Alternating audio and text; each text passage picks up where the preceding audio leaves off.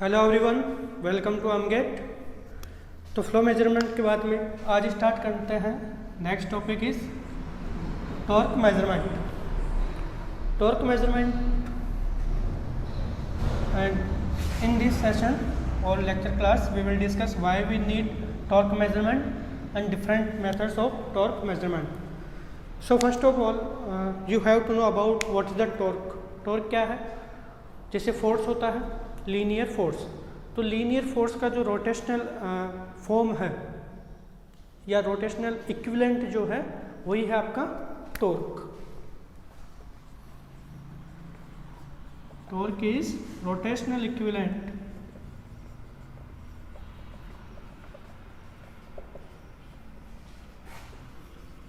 Of linear force. Rotational equivalent of linear force generally denote करते हैं इसे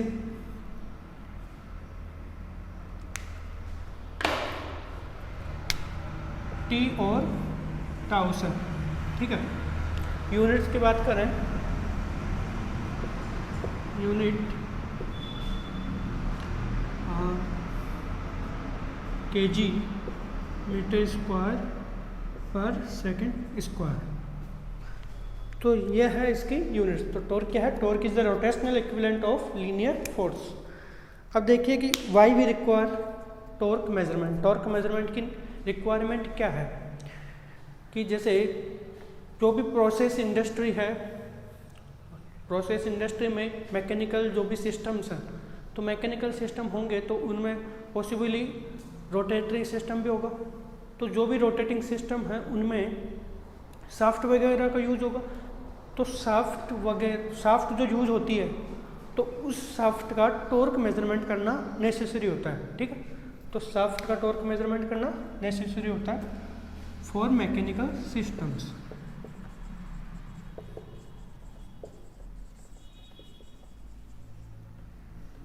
second thing कि जैसे जो रोटेटिंग शाफ्ट है, rotating shaft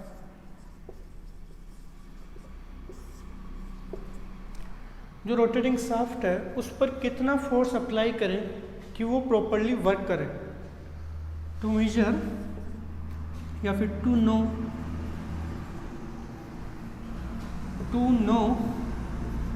force applied on shaft for proper work. Proper working के लिए कितना फोर्स अप्लाई करें, इसलिए आपको टॉर्क मेजरमेंट की आवश्यकता है। थर्ड पॉइंट इज कि जैसे जो रोटेटिंग शाफ्ट है, रोटेटिंग शाफ्ट कनेक्टिंग डिवाइस है दो मैकेनिकल सिस्टम्स का, तो रोटेटिंग शाफ्ट कितना पावर या कितनी पावर ट्रांसमिट कर रही है उसके बारे में जानने के लिए टॉर्क मेजरमेंट नेसेसरी है। To know about power transmitted by rotating shaft. तो जो रोटेटिंग शाफ्ट है उसके द्वारा कितना पावर ट्रांसमिशन हुआ है उसके बारे में जानने के लिए torque measurement is necessary for us. ठीक है, तो अब देखते हैं डिफरेंट टाइप्स ऑफ मेथड्स, कौन कौन से मेथड यूज में लेते हैं टॉर्क मेजरमेंट के लिए। तो let start with first.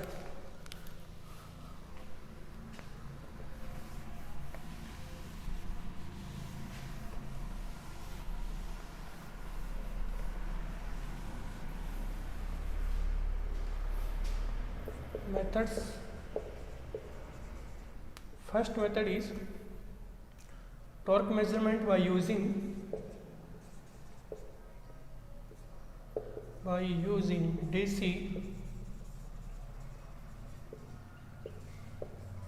DC dynamometer arm. Torque measurement by using DC dynamometer arm या फिर रोटेटिंग शाफ्ट के through. Reaction force measurement by using rotating shaft या फिर with the help of rotating shaft.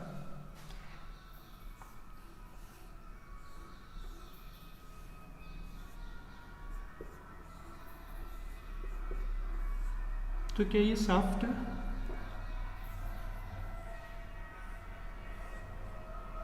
ठीक है, तो इसके थ्रू एक आर्म कनेक्टेड है, डीसी डायनोमीटर आर्म,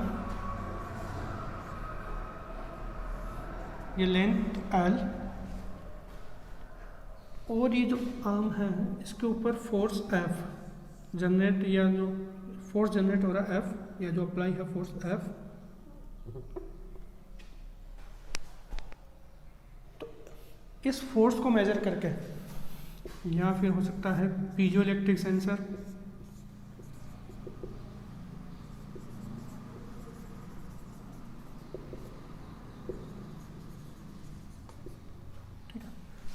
तो इस सिस्टम के द्वारा कितना टॉर्क डेवलप होगा? Torque T tau will be F into L. Torque कितना होगा? F into L. Okay, and power की बात कर रहे थे, पावर कितना ट्रांसमिशन होगा? तो पावर ट्रांसमिटेड कितना होने वाला है? Tau into omega. Tau into omega is the power transmission by using DC dynamometer arm. जो फोर्स है इसकी जो लेंथ है, effective length L, the multiplication of force and effective length will be the torque. And power, what is the power? Power is torque multiply by with angular speed omega. अब देखते हैं next method.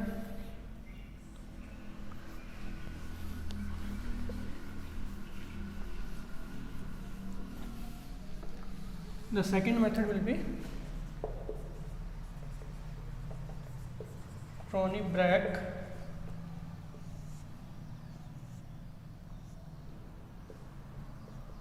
Shaft या rig.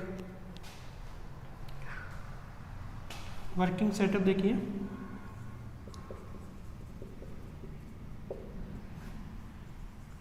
Spring is connected, ये जो रोप है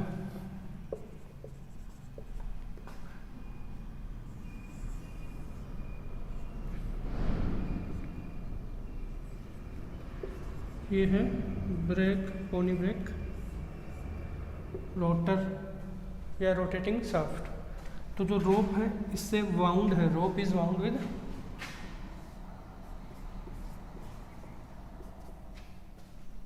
and here is force balance, force spring balance system। ये जो रोप है वो वाउंड है इस मोटर के या फिर जो भी है रोटर के, रोटेटिंग जो सिस्टम है उसके वाउंड है। Rope is bounded to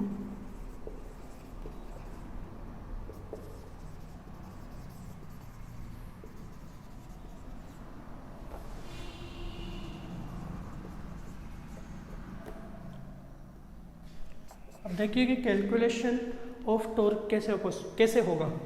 suppose ये जो स्प्रिंग है, बैलेंसिंग स्प्रिंग, ये फोर्स को डिनोट कर रही है F S B, balancing spring balance force F S B, clear है। And due to this weight M, balancing weight M, there is the force M G downward. तो जो net या फिर इफेक्टिव फोर्स होगा, effective force क्या होने वाला है? M G minus of F S B, M G minus of F S B, ठीक है। And now effective radius, effective radius क्या होगी? Suppose this is the radius of shaft, radius of shaft, rotating shaft are S H, and जो रोप है, जो रोप इसके ऊपर wound है उसकी रेडियस है R R, radius of rope. Then the net radius will be, या effective radius will be R S H addition with radius of rope. Okay, now from what is the value of torque? What is the value of torque? Torque will be F effective multiplied by V R effective. So this value will be given calculated as measuring torque.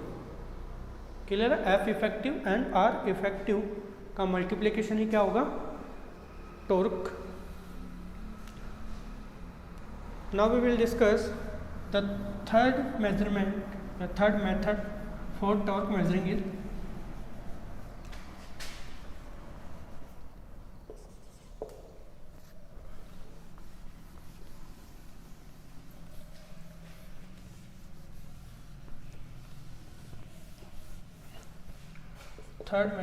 torsion bar or shaft.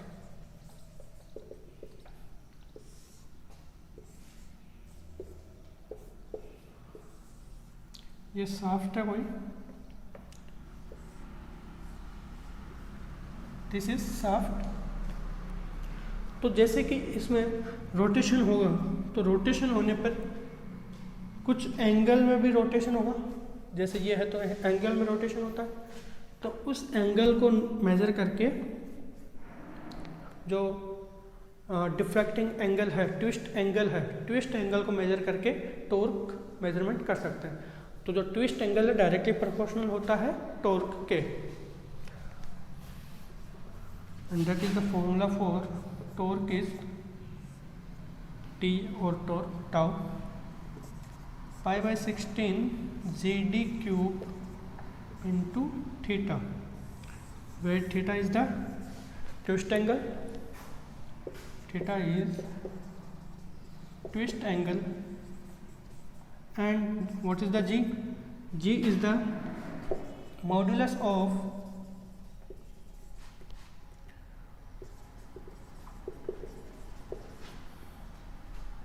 and D is the diameter of shaft.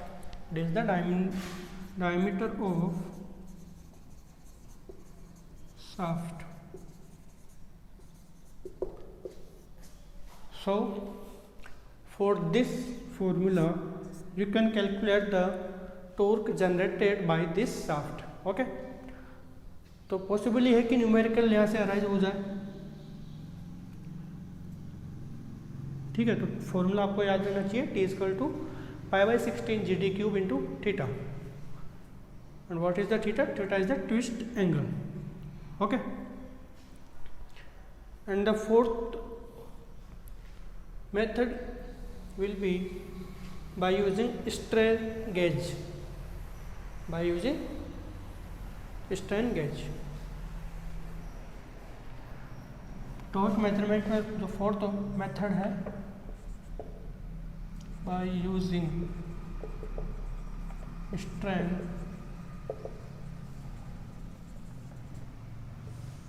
gauge.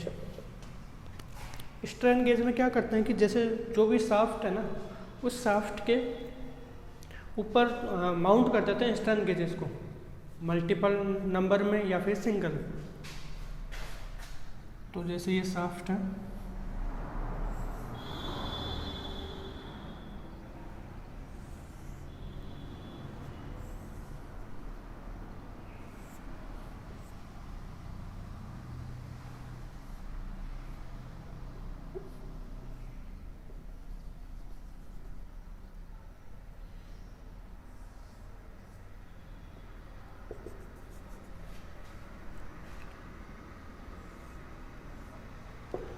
तो करते क्या हैं कि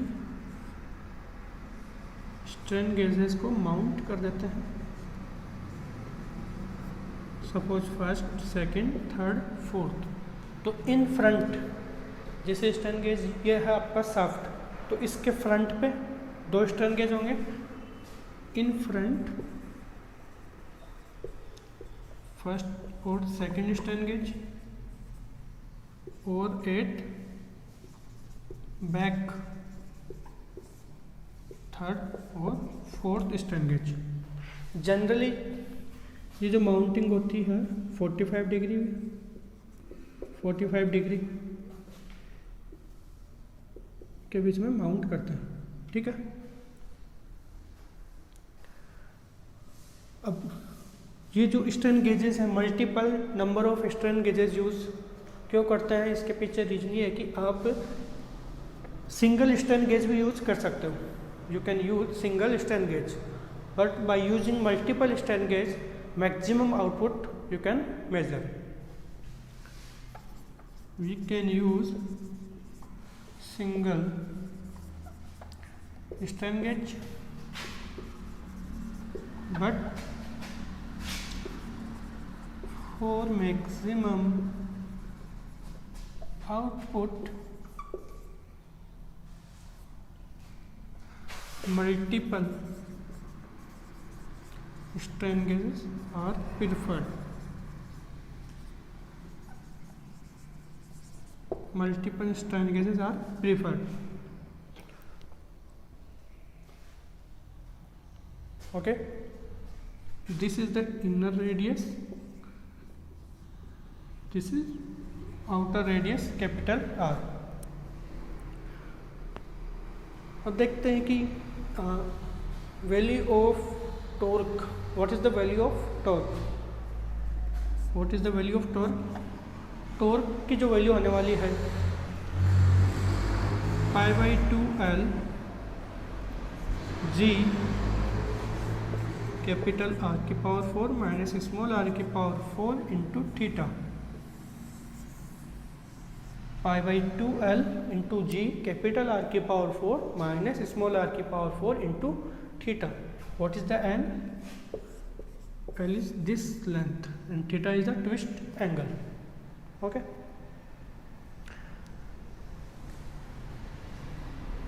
And the second numerical may ask from this is 845